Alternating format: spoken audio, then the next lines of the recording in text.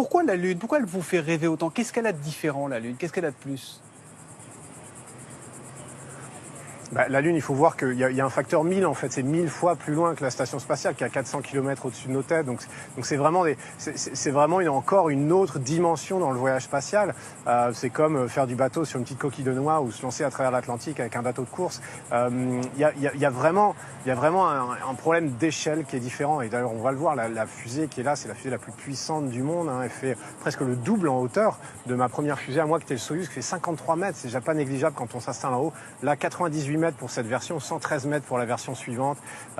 C'est vraiment des températures pendant la rentrée atmosphérique, des vitesses. Tout est en fait multiplié, le danger, l'intensité. Et là, on va vraiment aller très loin, très loin, très loin, aussi loin qu'aucun être humain s'est jamais éloigné de la Terre. Mais justement, Thomas Pesquet, ce facteur 1000, comme vous dites, c'est 400 000 km de distance entre la Terre et la Lune. Ça vous fait pas peur? C'est pas un peu vertigineux quand même? Bah, c'est vrai, quand on y pense comme ça, ce qui est bien, c'est que tout ça, ça se divise en plein de plus petites tâches, en fait, et qu'au jour le jour, eh ben, on s'attache à des choses très pratiques. Il faut évidemment faire ce qu'on a à faire tous les jours, et c'est en avançant petit à petit qu'on va arriver à atteindre ces buts qui sont des ordres de grandeur très différents. Mais c'est vrai que maintenant, en me disant ça, quand je regarde la Lune le soir, ça me fait quand même un petit frisson, parce que c'est pas la même chose de se dire, mais attends, est-ce que c'est humainement possible d'aller là-bas?